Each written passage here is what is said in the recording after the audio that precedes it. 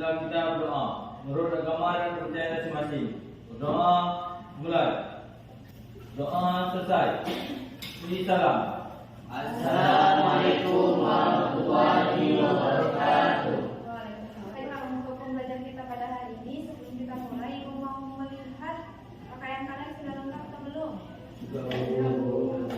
Nah, hari ini tidak pakai kacu ya. Anak kakinya sana? Lupa. Lupa? Lain kali, nanti akan ibunya dilengkapi lagi ya. Oke, nah, baik, sebelum pembelajaran kita pada hari ini kita mulai, Ibu ingin mereview pembelajaran kita yang sebelumnya.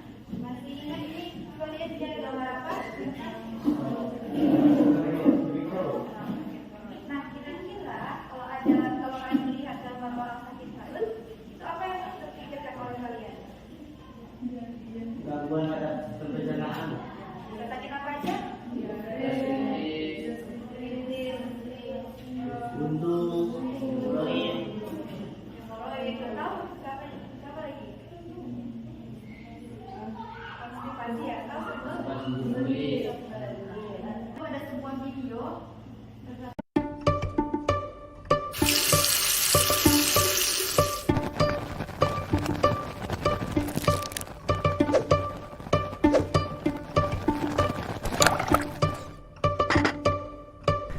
Tiap suapan mie instan ibarat kenikmatan yang gak ada duanya. Mau pakai lauk tambahan atau enggak, mereka tetap indah apa adanya.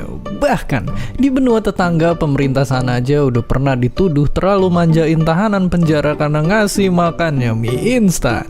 Ya, gara-gara saking enaknya. Tapi, kita juga sering dibilangin kalau mereka itu ngebawa bahaya.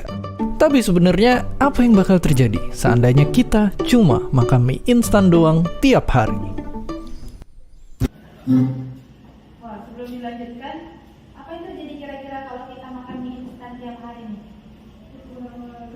Kurang gizi. Kenapa kalian bisa mengatakan kalau kita makan mie instan itu kekurangan gizi? Karena banyak karbo. Nah, kira-kira kalau satu minggu kalian makan mie instan terus apa yang terjadi sama tubuh kita? Lemak, kurangan zat gizi yang lain. Kekurangan zat gizi ya. Makanya kalian tuh kalau makan itu harus seimbang. Nah, tapi kenapa ya orang-orang Indonesia itu suka makan mie instan? Ya, kalian suka makan mie instan? Kenapa suka? Praktis gitu. Iya, karena enak.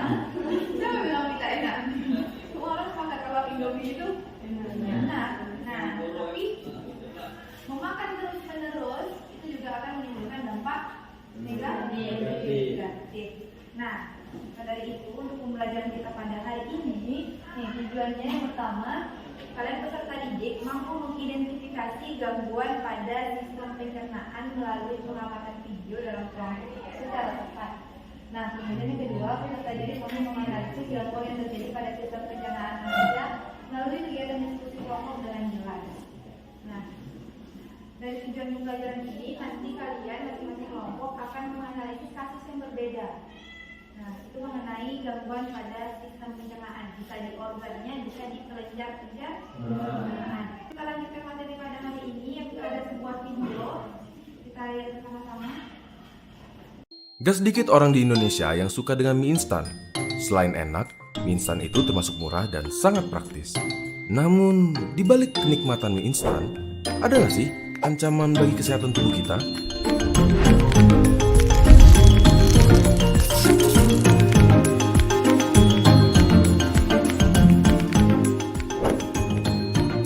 Seperti yang banyak orang bilang, terlalu banyak mengkonsumsi mie instan itu tidak sehat.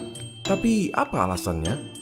Dalam mie instan terdapat kandungan lemak jahat dan kandungan garam yang tinggi, juga bahan pengawet, MSG, dan zat pewarna yang membuat mie instan makin menggiurkan. Nah, jadi tadi kita sudah bersama-sama menyaksikan sebuah video. Videonya tentang apa itu?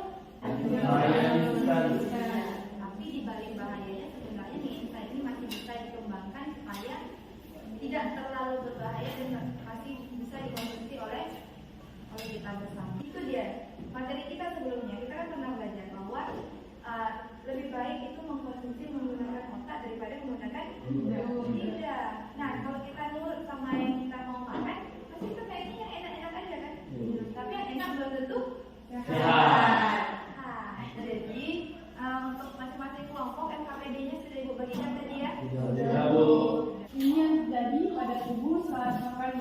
instan.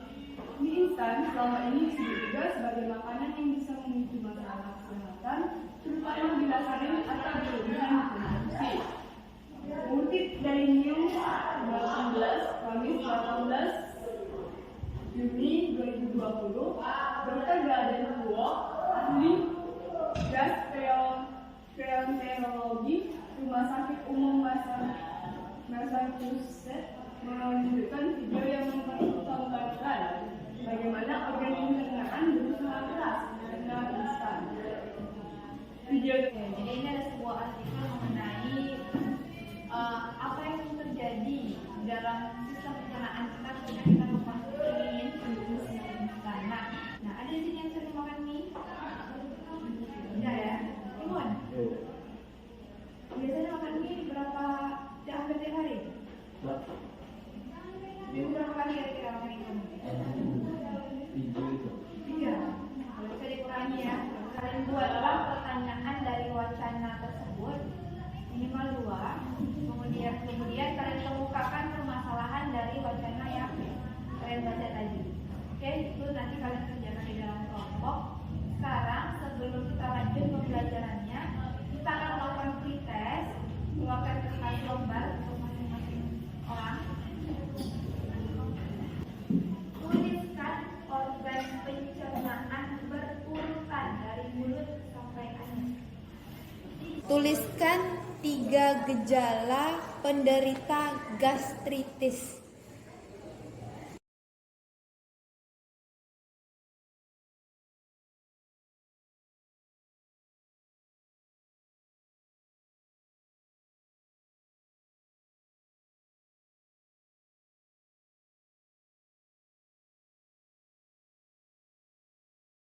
Untuk kegiatan kita selanjutnya, Ibu akan menjelaskan sedikit materi mengenai tips merawat saluran pencernaan. Nah, di sini ada beberapa tips untuk kita supaya kita itu terhindar dari gangguan kita pertama. Ini sepertinya udah belajar pada lakukan dari kecil ya, mencuci tangan sebelum makan menggunakan air bersih dan tujuannya apa? Ya, makanan kita higienis, tidak terkontaminasi oleh bakteri atau kuman. Sekarang kalian sudah berbeda berkelompok ya. Kelompok 1, kelompok 2. Kelompok 1 ada Nabil, Rahimun, Siti Ramadhani, Lela, Istri. Kelompok 2 ada Sona, Galang, Sinta, Habibah dan Hayati. Nah, baik.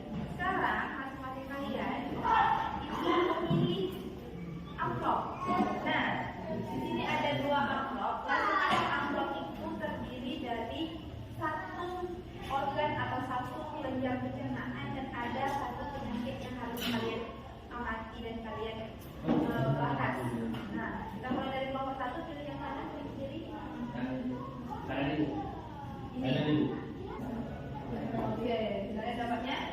Besar khusus. Jadi ini ada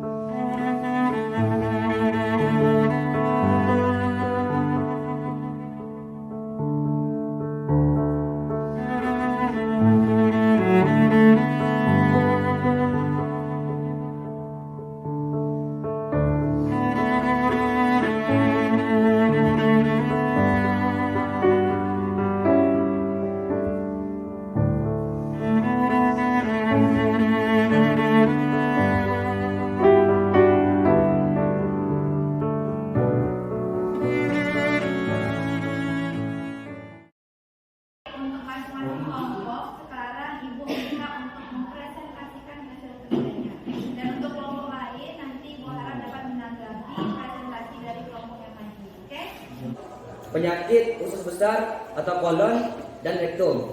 Nama dari organ usus besar, kolon atau rektum. Nama penyakitnya itu kanker usus besar atau kanker kolorektal. Nah, mengapa penyakit ini perlu diselidiki? Karena kanker usus merupakan salah satu penyebab kematian ketiga terbanyak di dunia. Baiklah, gejala penyakit kanker usus besar itu yang pertama, sulit pada saat buang air besar. Gangguannya seperti buang air besar berdarah, mengalami diare atau konstipasi yang terus-terusan berulang. Tadi dibilang ada perubahan pada warna tinja. Nah, perubahan pada tinja itu disebabkan oleh apa dan bagaimana proses perubahannya? Kan ada usus yang terluka yang menyebabkan terjadinya pendarahan. Nah, pendarahan itu nanti tercampur dengan feses yang mengakibatkan tinja itu nanti berwarna agak gelap atau coklat gitu. Kami dari kelompok 2 akan mempresentasikan hasil diskusi kami tentang mengenai penyakit diabetes mellitus. Nah, sebelum masuk ke pembahasan kami, kawan-kawan tuh udah tahu belum penyakit diabetes mellitus itu penyakit apa? Mengapa penyakit ini perlu diselidiki? Karena sampai sekarang penyakit ini masih belum ditemukan obat untuk menyembuhkannya. Dengan kami menyelidiki penyakit ini, kita bisa mengurangi mengkonsumsi gula. Diabetes mellitus ini memiliki gejala-gejalanya yang utamanya itu 3. Biasanya yang pertama itu polifagia atau banyak makan tapi berat badan tidak bertambah. Mengapa demikian? Karena sel ini tidak dapat mengolah gula yang ada di dalam darah, sehingga sel akan kekurangan energi dan kelaparan. Maka sistem otak akan menanggapi kondisi tersebut sensasi lapar yang terus-menerus. Untuk mendapatkan energi, sel ini kan dengan makan terus, akibatnya kadar gula yang akan diterima oleh tubuh itu tidak diolah dengan baik oleh sel. Dua kelompok tadi sudah mempresentasikan hasilnya masing-masing. Nah, sekarang LKPD yang sudah kalian siapkan boleh dikumpulkan. Kemudian kita akan melakukan post test. Nah, post test melalui aplikasi Quizzes. Silakan dibuka Quizzesnya.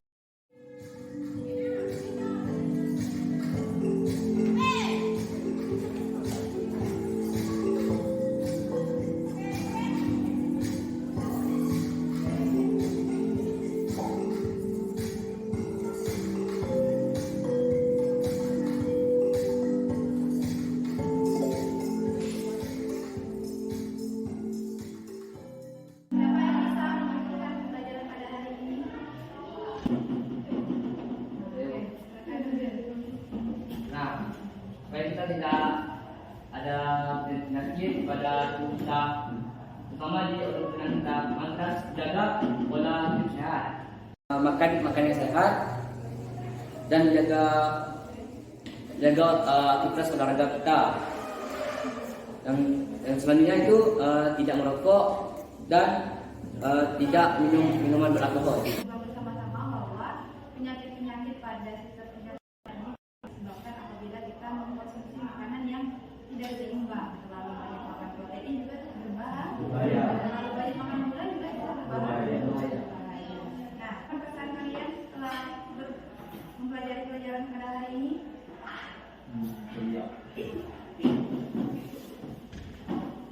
Apa saja yang dipelajari pada hari ini? Bahayanya instan. Karena pertemuan kita materinya sudah selesai, berarti berikutnya kita akan mengadakan ulangan harian. Oke? Nah, sebelum pembelajaran hari ini kita tutup, mari kita sama-sama berdoa. Silakan selesai.